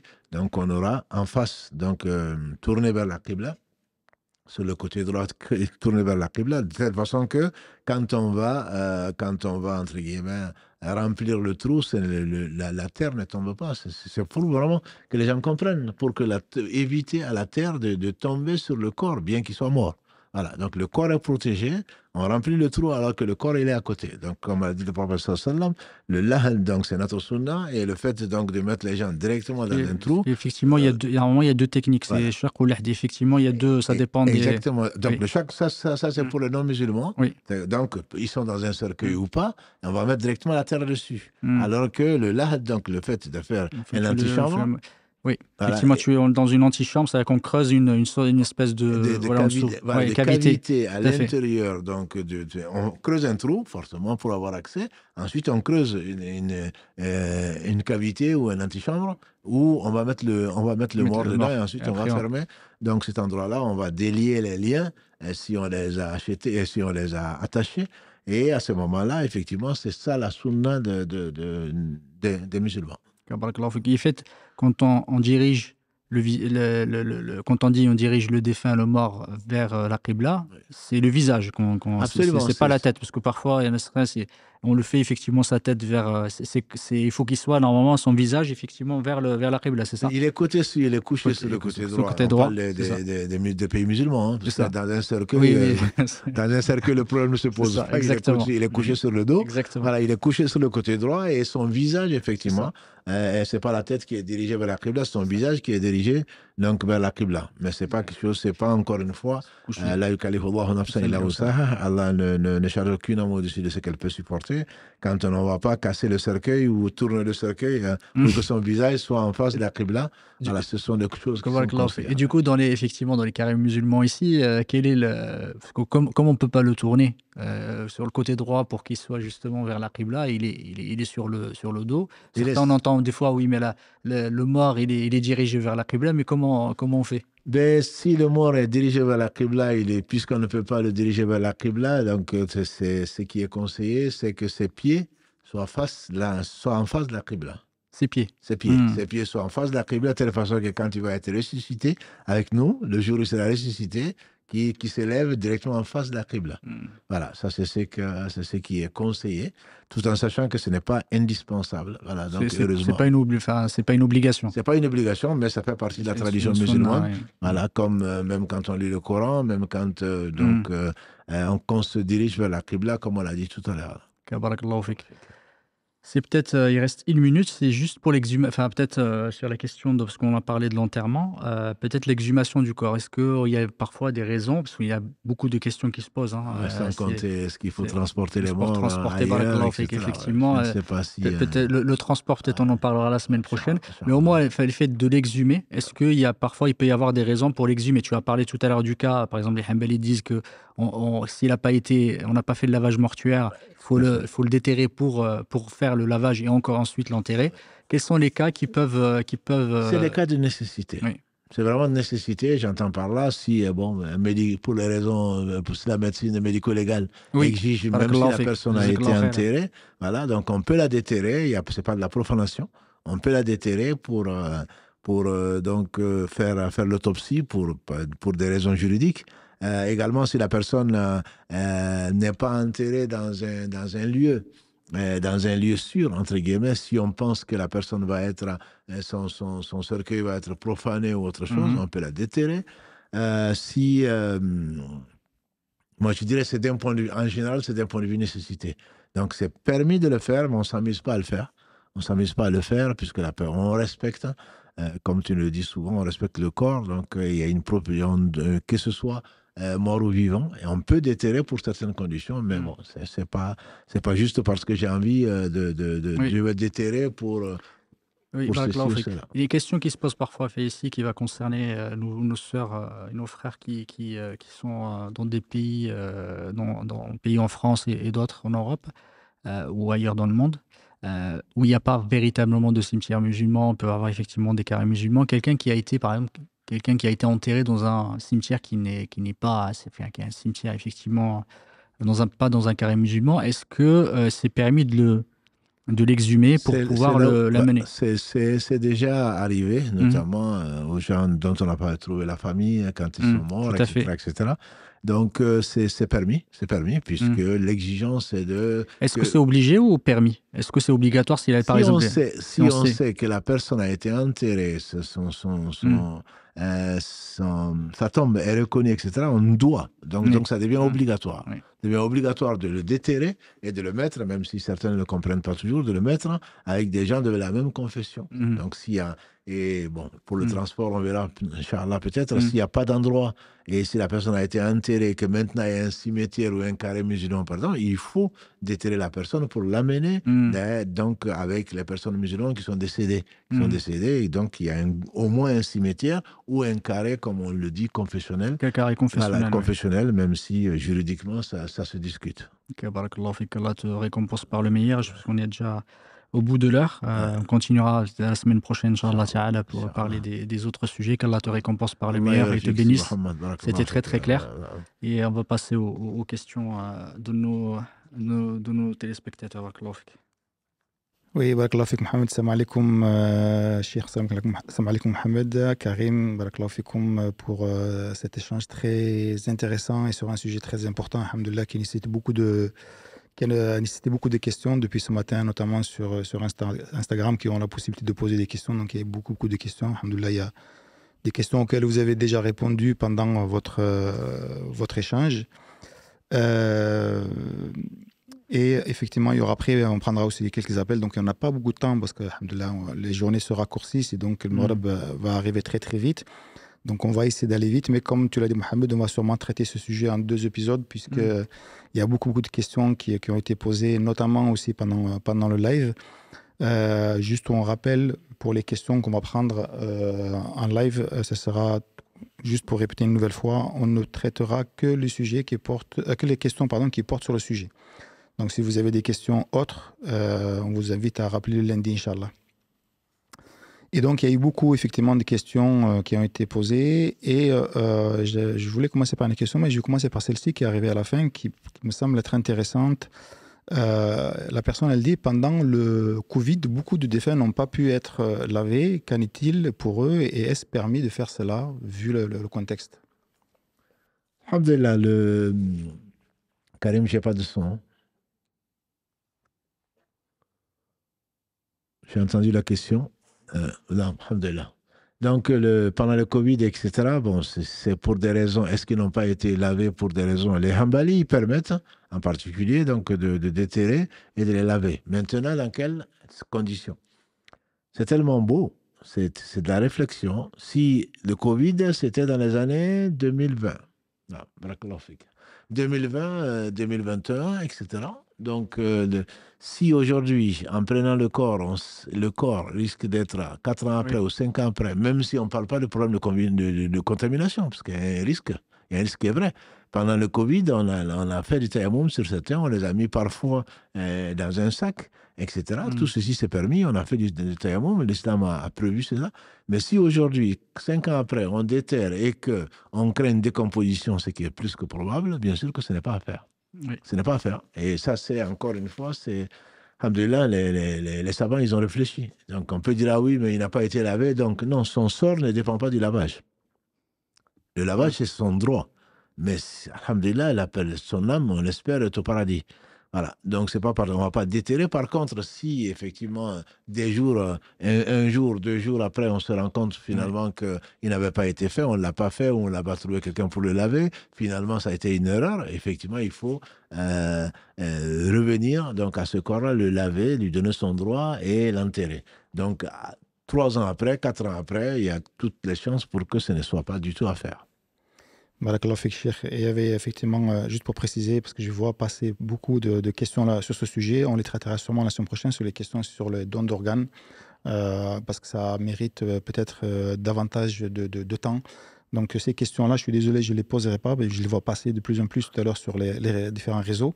Donc juste pour prévenir les éditeurs, Inch'Allah. Et on va commencer par prendre un appel, Karim. Allô, salam alaikum. Allô, salam alaikum. Alaikum salam wa rahmatullah. Zakumullah khair pour Cheikh par rapport à tout ce que vous faites. J'avais une question très simple, c'est concernant du coup un mort qui est mort en étant non musulman. Quel est le droit de la personne concernant ce mort-là? Quelqu'un qui est mort non musulman, tu veux dire quel est le droit de la personne? Le droit de la personne, Non, c'est la personne non. n'a pas à être lavée, la personne n'a pas elle a à être enterrée, bien sûr. Elle n'a pas à être lavée, elle n'a pas droit non plus à une prière puisqu'elle n'y croyait pas.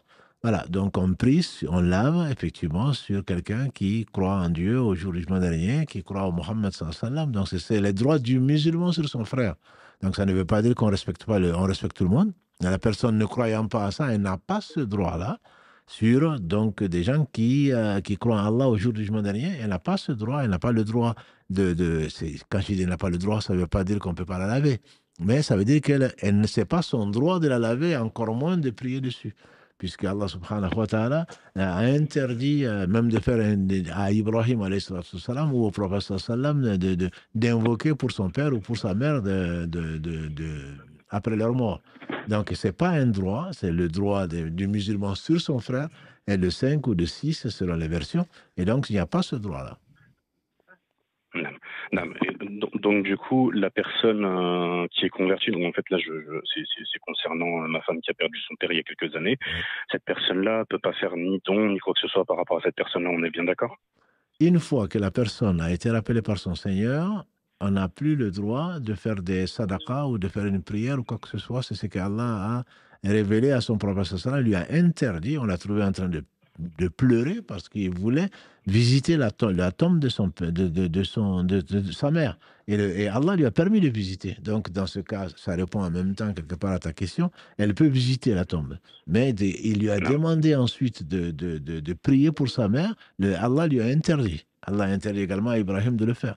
Donc, une fois que Allah a tranché, Allah, il est le tout sachant et il est tout miséricordieux. Une fois qu'Allah a tranché entre ce serviteur-là et nous, à ce moment-là, on juge sur le jugement d'Allah et à ce moment-là, bien sûr, on est triste, on fait ce que l'on peut sur cette dette, sur ceci, sur cela, mais on n'a pas effectivement il n'a pas de droit sur nous par rapport à la prière ou par rapport à autre chose. D'accord. Jazakallahu khair, Cheikh. Allah yabarak fik. Shukran. Jazakallahu khayr. Jazakallahu khair. Assalamu alaikum wa rahmatullahi wa barakatuh. Assalam wa rahmatullahi wa barakatuh. Cher, vous avez parlé des différentes, il me semble, différentes raisons d'exhumer un corps. Là, j'ai une question peut-être pour compléter, un cas qui me semble être assez concret. Elle dit « Notre mère est enterrée en métropole et la mairie doit récupérer la place dans 2 ans. Est-ce permis de déterrer, de rapatrier son corps au pays?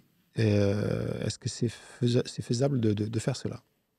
Parce qu'on ne sait pas ce qu'on va faire, en fait, une fois qu'ils vont récupérer la place, qu'est-ce qu'ils vont faire de ce corps-là? Si Mohamed a beaucoup travaillé dessus, avec la mairie en particulier, qui nous a posé ces problèmes-là, problèmes de place, etc., dans le carré musulman. Donc, je ne sais pas si tu veux...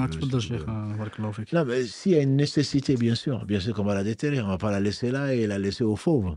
Et simplement, il propose, il y a plusieurs solutions techniques, mais on ne va pas rentrer dans la technique. Mais s'il faut, si la mairie va récupérer le terrain, bien entendu qu'on va récupérer ce cercueil, puisque j'imagine que c'est en métropole. Donc c'est forcément un cercueil. Prendre ce cercueil-là et l'enterrer, et on verra peut-être la semaine prochaine, Inch'Allah, dans quelles sont les excuses ou les cas où on peut le faire. Bon, les savants divergent dessus, mais il faut certainement récupérer le cercueil et l'enterrer ailleurs. Après que ce soit dans l'île ou ailleurs, ça c'est une autre question à laquelle peut-être on répondra la semaine prochaine, parce qu'il faut voir les conditions et quels sont les cas particuliers ou sur lesquels les savants sont d'accord pour le faire. Mais récupérer le cercueil, certainement. L'enterrer ailleurs, certainement. Barakallahu fik, Cheikh. On prend un deuxième appel, Inch'Allah. Allô, salam alaikum. Oui, salam alaikum. Alaikum salam. Alors, j'appelle aujourd'hui parce que, alors, j'ai fait un rêve, j'ai perdu un membre très proche de moi, limite comme un jumeau, il y a 1 an. Et j'ai rêvé de lui il y a quelque temps, où en gros, il était dans un endroit bien spécifique, très joli. Quelques jours après, j'ai été faire de la peinture avec une tante à moi et je ne savais pas quelle peinture je devais peindre. Et quand je suis arrivée sur le lieu, c'était exactement la peinture que je devais peindre était exactement la même que le rêve que j'ai fait, où je voyais du coup mon oncle. Est-ce que du coup c'est un signe? Est-ce que du coup il faut que je prie plus pour lui? Qu'est-ce que ça signifie? Parce que c'était textuellement la même chose. De toute façon, le paradis, ma sœur, comme l'a dit le prophète sallam, Allah le dit également dans la sourate Sajda, le paradis, c'est qu'aucun œil n'a vu, aucun œil n'a entendu parler, dans l'imagination même n'est passé dans l'esprit de personne. C'est un bon signe pour te rassurer, certainement. C'est un bon signe pour te rassurer. Après, ce que tu penses être exactement la même chose, c'est ce que tu as vu en rêve, c'est un bon signe. C'est un bon signe, il faut prier pour la personne, remercier Allah subhanahu wa ta'ala, mais ne pas affirmer ce que tu ne sais pas. Voilà, c'est un bon signe pour toi, et c'est un bon signe pour la personne qui est enterrée. Et je m'arrêterai là. Ne dépasse pas ce stade en disant que la personne elle est dans ce bas-là. Voilà. C'est ce que je te conseille en tout cas. Et prie pour la personne parce qu'elle en a besoin. Merci beaucoup. Allah Merci. yarfik, Allah yarfik. Barakallahu fik. Allah yarfik. Au revoir. Salam alaikum. D'ailleurs, juste peut-être une précision sur le fait de l'interprétation des rêves. Il faut, quand on demande, effectivement, c'est pas obligatoire de le faire, mais quand on demande, il faut que ça soit... Parce que l'interprétation des rêves, voilà, si tu pouvais peut-être en parler, peut-être on en a peut-être une fois parlé de ce sujet-là. Il faut éviter effectivement de le raconter ou de le proposer peut-être à n'importe qui, effectivement. Enfin, je ne parle pas de Cheikh Barakallahu Fik, Allah le récompense par le meilleur, mais surtout que ça doit être fait par quelqu'un qui sait le faire.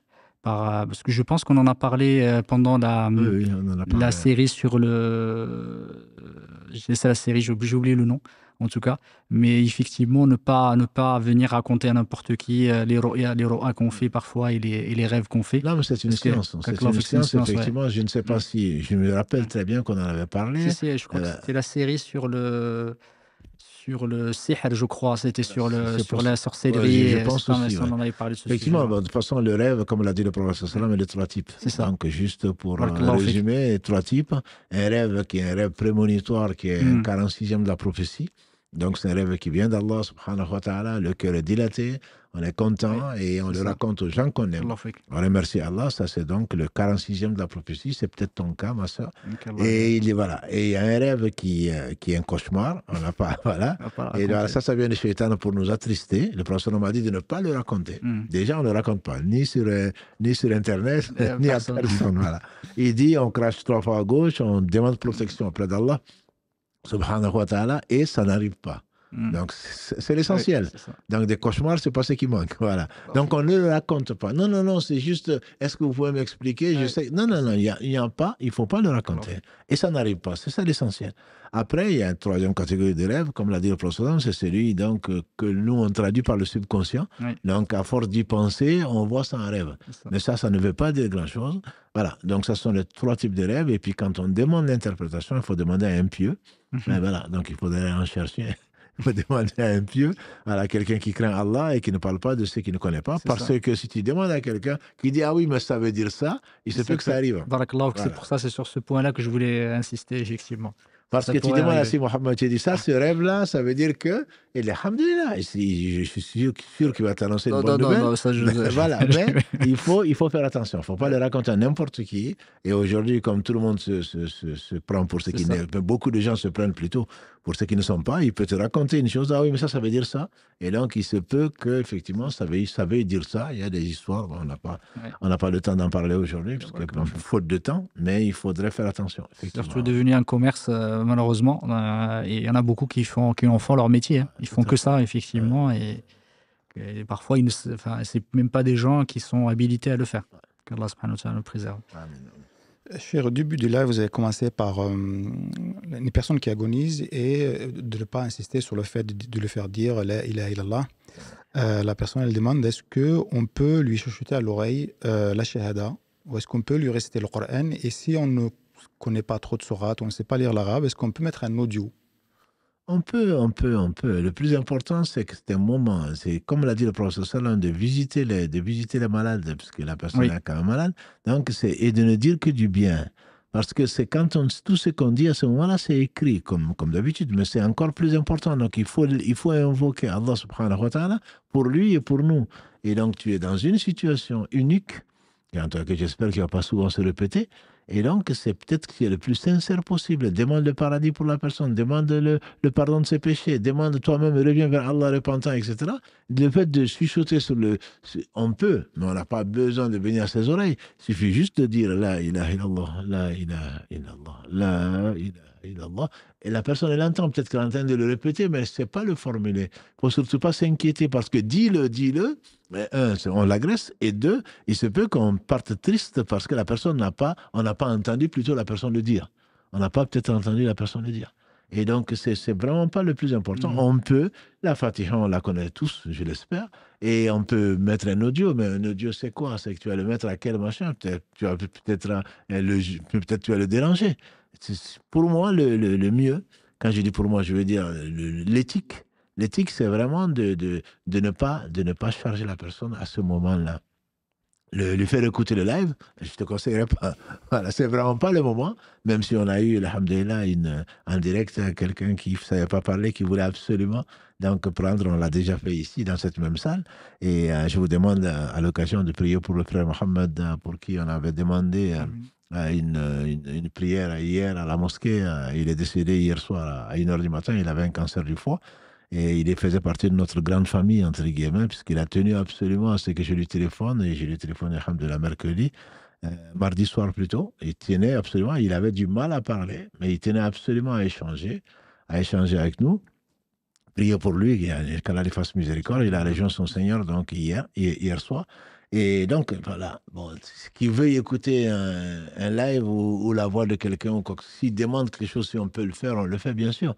S'il même demande un gâteau, pourquoi pas.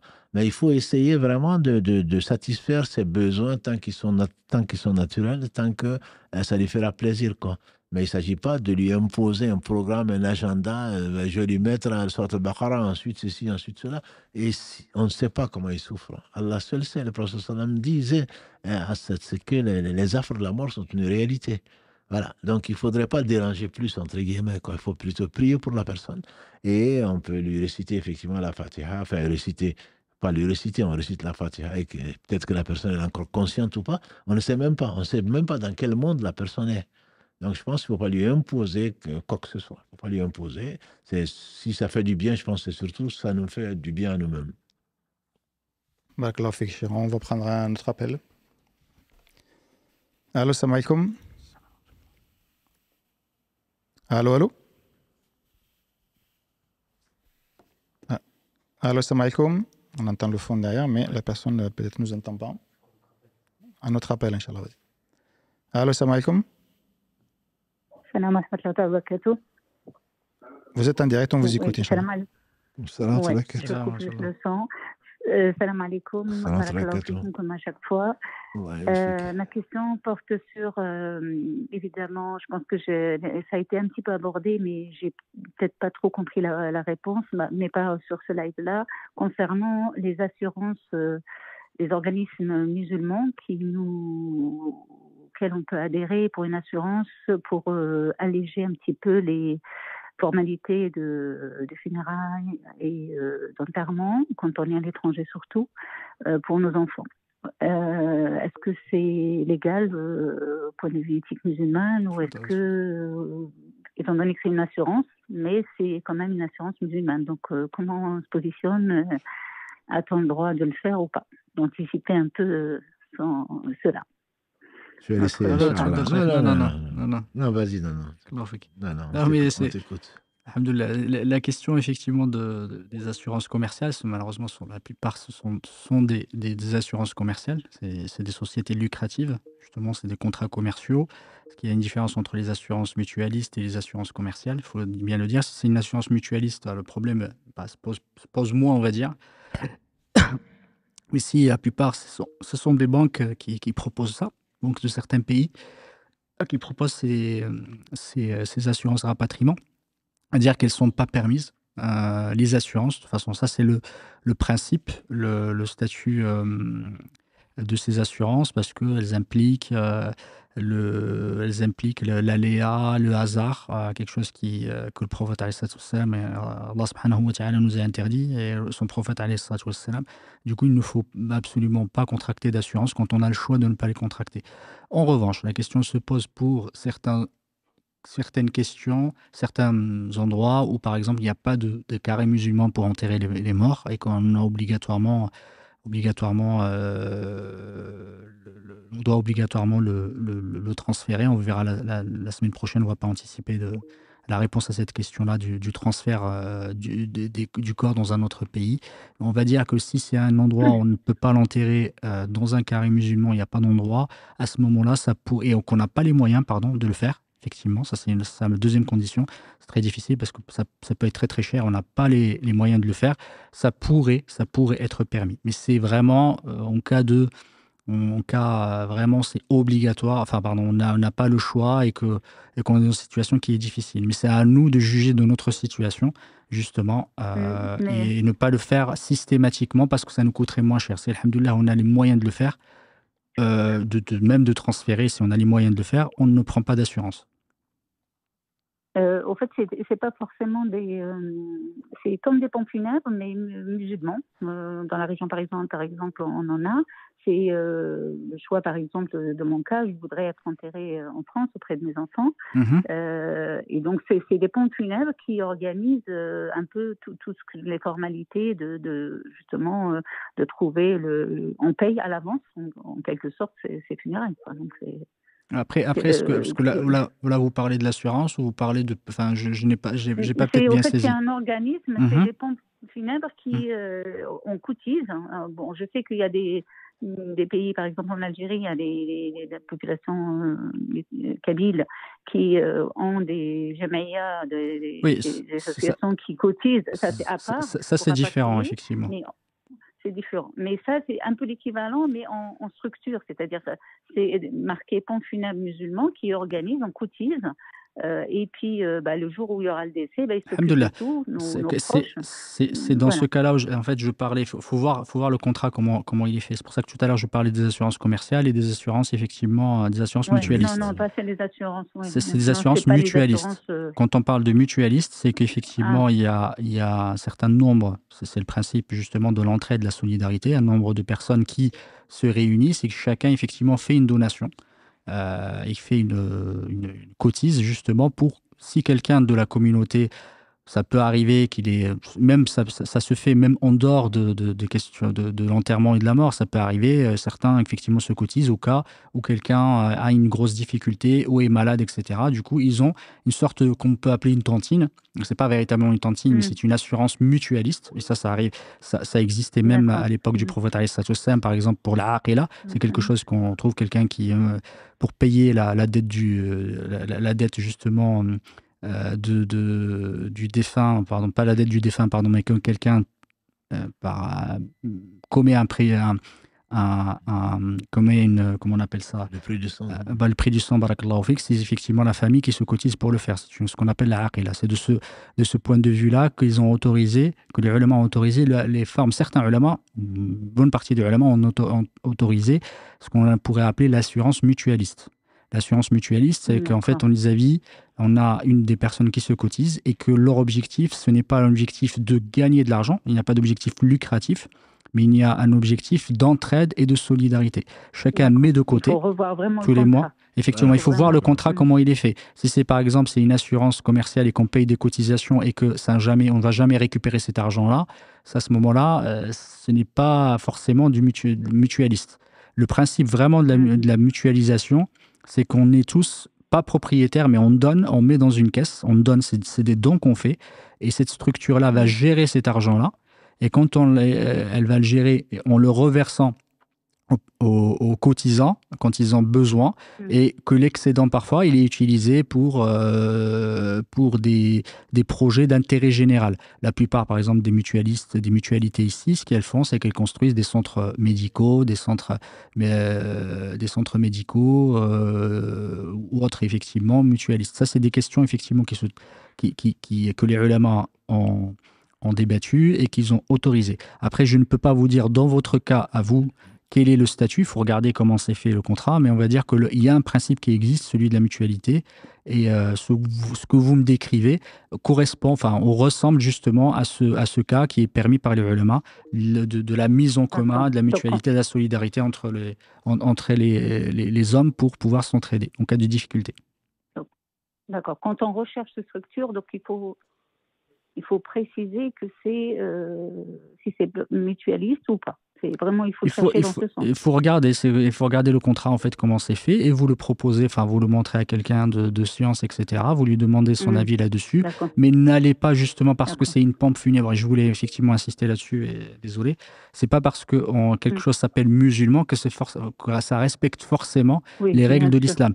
Parce qu'il y a beaucoup, effectivement, soit par négligence, soit malheureusement par ignorance parfois, ils entreprennent certains contrats, alors que ces contrats-là sont interdits, ou ils sont basés sur des principes, pas de principes, mais sur de l'interdiction. Ça peut être du riba, ça peut être malheureusement de l'aléa du hasard, ça pourrait arriver. Ils ne le font pas sciemment, mais ils peuvent le faire par négligence ou par ignorance, parce qu'ils ne connaissent pas les règles. Du coup, faites très attention, prenez ce contrat-là, demandez à quelqu'un de science qu'est-ce qu'il en pense. Mais là, je ne peux pas vous dire que c'est interdit. Là, je parlais vraiment des assurances commerciales qui existent. Il y a beaucoup de banques d'assurance qui proposent des assurances rapatriement. C'est pour ça que je croyais que c'était sur ce sujet-là. Mais là, pour vous, voilà, on va dire que ça pourrait exister, ça pourrait correspondre à des principes musulmans, islamiques, qui sont légiférés et tout à fait autorisés par les ulama. Il faut juste regarder la forme contractuelle. Mais ça existe, donc dans vos... Oui, bien sûr. Oui, ces formes-là, ça existe. Exactement. C'est ce qu'on appelle l'assurance mutualiste, qui existe, qui est sur la base de la solidarité, justement. D'accord. Et musulmane, forcément. Ah oui, bien sûr. Il y a effectivement, tout à fait. Tout à fait. D'accord. Ok. Comme on n'a droit qu'une seule question, j'ai pas droit à une deuxième. Barakallahu fik. En tout cas, c'est vrai qu'il ne reste pas beaucoup de temps, donc on va prendre d'autres appels. Barakallahu fikum. Je vous propose de prendre un dernier appel parce qu'il ne reste pas beaucoup de temps, Inch'Allah. Et donc, on va donner la parole à ceux qui appellent. Allô, salam alaikum.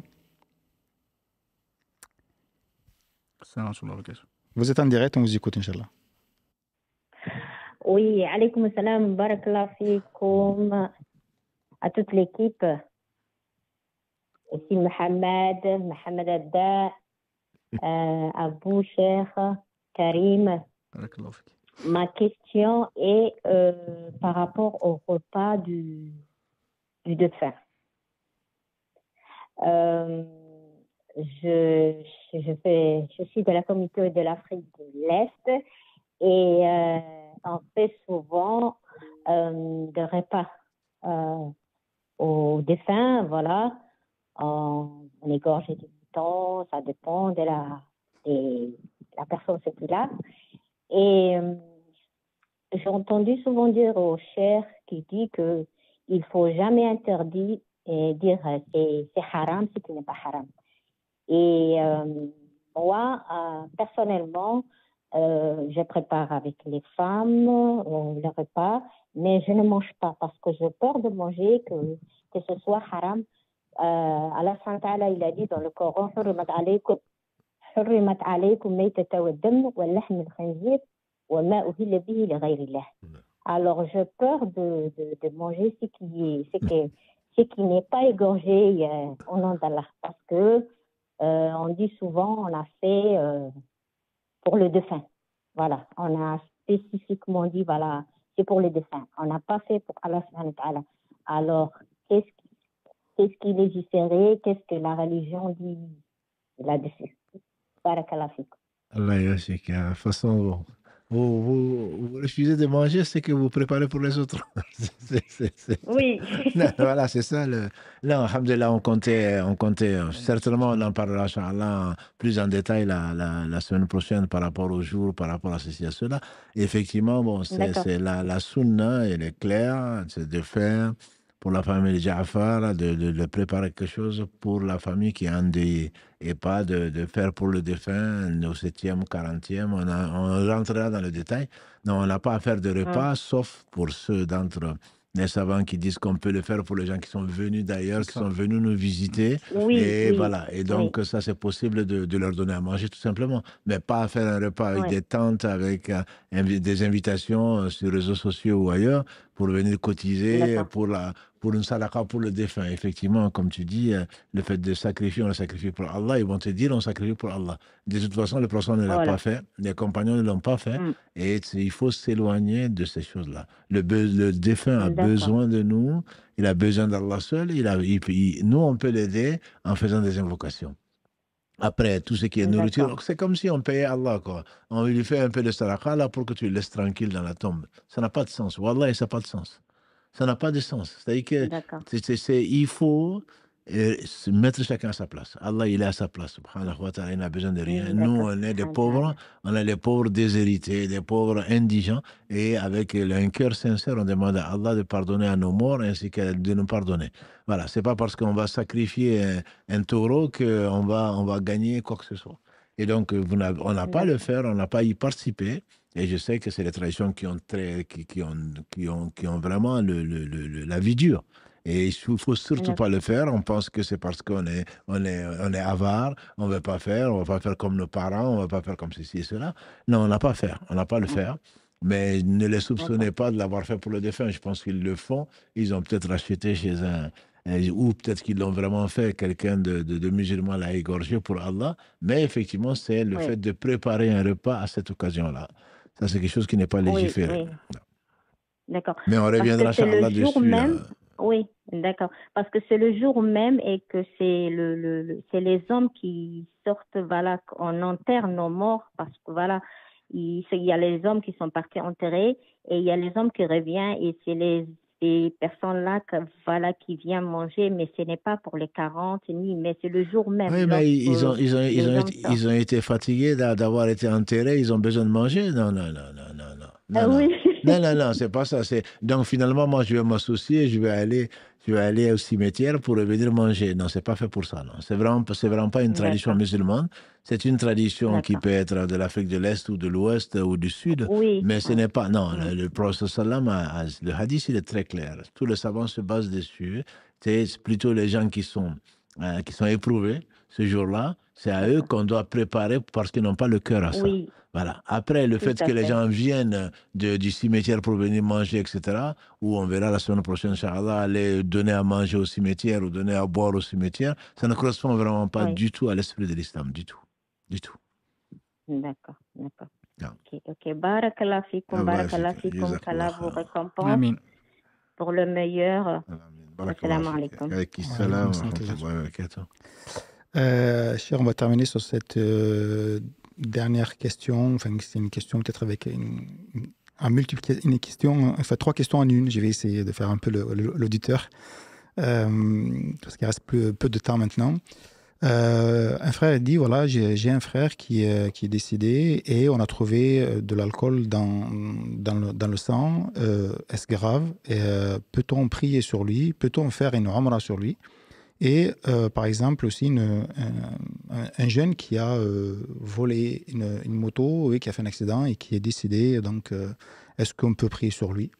Et dernière, un peu dans la même thématique, peut-on faire salat janaza sur des personnes qui se donnaient elles-mêmes la mort? Alhamdulillah, ce sont des choses sur lesquelles les savants ils ont discuté, ils ont résolu ces problèmes-là, qui ne sont pas vraiment des problèmes. Alhamdulillah, il y a des hadiths dessus, il y a celui qui s'est donné la mort. Alhamdulillah, s'il est mort musulman, jusqu'à preuve du contraire, on prie dessus, c'est son droit. Il reste un frère. Allah dit, même si deux croyants s'entretuent ou se font la guerre, etc., il reste quand même des frères. Donc, on aide et c'est son droit de prier dessus, de le laver, de prier dessus, simplement, pour ne pas encourager les gens à le faire, quand on sait que s'il avait un comportement il est mort dans un comportement qui n'est pas un comportement de pieux, on n'invite pas, on évite en tout cas d'inviter les notables ou les gens pieux, etc. On prie sur lui et on l'enterre, c'est son droit, même si c'est suicidé. Il va être certainement châtié, éprouvé par ce par quoi il s'est donné la mort. Et si en plus il vole, il a une moto, il va faire un accident avec, ou une voiture, il va faire un accident avec, comme ça peut arriver malheureusement dans ces comportements pas que condamnable, comme inacceptable dans nos quartiers ou ailleurs. Donc, si au cours d'une rodéo ou une voiture volée, c'est là où la voiture s'enflamme ou est incendiée, etc., il est évident qu'il n'a que ce qu'il mérite. Et Allah est miséricordieux, malgré tout. Donc, mais son droit, c'est qu'on le lave, qu'on le plie dessus, si on retrouve un corps, qu'on plie dessus. Simplement, il faudra en faire une leçon pour les jeunes de son quartier ou les gens qui font ça. Et donc, il faudrait qu'on plie dessus, on fasse vraiment le minimum. Il a droit à la salat janaza, mais il n'a pas le droit du tout aux honneurs. Contrairement à ce que l'on voit parfois quand c'est des dealers qui sont morts, la mosquée est pleine. Voilà, parce que c'est des copains. Et puis, quand c'est quelqu'un de qui on pense du bien, ben, il y a très peu de gens. C'est malheureux. C'est vraiment le monde à l'envers. C'est le monde à l'envers, mais il a droit, effectivement, à une salat janaza. Il a droit à ce qu'on le lave, il a droit à l'enterrement, mais on craint pour lui. Comme le dirait l'imam de Basso Cambo, je crains pour moi, je crains pour lui. Voilà, donc on craint pour lui. Effectivement, pour la personne justement qui s'est donné la mort, certains se posent beaucoup la question parce qu'il y a le hadith qui est rapporté par Jabir ibn Samura, où le prophète Hassan avait refusé de prier rapporté par Muslim, sur quelqu'un qui s'était donné la mort. Mais ça ne veut pas dire que le prophète Hassan n'a pas refusé de le faire, il n'a pas interdit aux autres de le faire. C'est à partir de cette preuve qu'ils disent effectivement laisser parfois ne pas que les gens de haut rang, les personnes qui sont respectables, etc., le fassent pour montrer justement la réprobation par rapport à l'acte qui a été fait. Barakallah, c'est comme on l'a dit tout à l'heure, le prophète sallam a dit quelqu'un qui avait des dettes, est-ce que quelqu'un veut le payer? On dit non, mais il est musulman, il est mort avec des dettes. Il a dit priez sur votre frère, c'est votre frère, donc il est musulman, priez sur lui. Donc quelqu'un qui se donne la mort ou quelqu'un qui est dans le sang de qui on a trouvé de l'alcool, je ne sais même pas dans quel type d'analyse d'ailleurs, on trouve de l'alcool, bon, c'est pas bon signe pour lui. Je crains pour moi, je crains pour lui. C'est pas vraiment bon signe pour lui. Si quelqu'un qui a consommé de l'alcool pendant 40 jours, ses prières ne sont pas acceptées, que dire alors s'il meurt dans ces 40 jours, quoi. En tout cas, je voulais juste revenir sur cette question. Il faut faire. C'est vrai que ça m'interpelle. Ce n'est pas parce qu'on a retrouvé de l'alcool dans son sang que ça prouve qu'il a bu de l'alcool de façon sciemment ou peut-être. Il faut toujours trouver des bonnes excuses pour vos frères et sœurs. Parce qu'on ne sait pas ce qui s'est passé. Vaut mieux s'abstenir de sa langue. Nous, on n'a pas été là. Peut-être qu'ils sont trompés d'analyse, on ne sait pas. Mais tant que, alhamdoulilah, Allah subhanahu wa ta'ala nous a préservés, vaut mieux préserver son frère et ne pas en parler. Tant qu'il est musulman, on ne sait pas. Et même c'est peut-être pas un signe justement de sa perversité. C'est une preuve on l'a vu, on a trouvé de l'alcool dans son sang, mais qu'est-ce qu'on en sait? Qu'est-ce qu'on sait s'il a bu de l'alcool de façon effectivement prémédité, que peut-être qu'on s'est trompé, comme tu as dit, barakallahu fik, d'analyse ou autre. Du coup, c'est pas forcément une preuve absolue de la perversité de la personne. Priez pour lui et ayez une bonne opinion de votre frère. Absolument. Je pense que la leçon, elle est celle-là. Même si, effectivement, trouver de l'alcool dans le sang de quelqu'un, il y a beaucoup de présomptions. Donc, de cela, mais il faut s'abstenir surtout de commentaires. De commentaires parce qu'on ne sait pas comment on va mourir. Et mieux vaut prendre des précautions et trouver des prétextes. Il ne faut pas dire non, mais ce n'est pas vrai. Non, ça, on n'a pas de preuve pour cela. Mais je m'abstiens.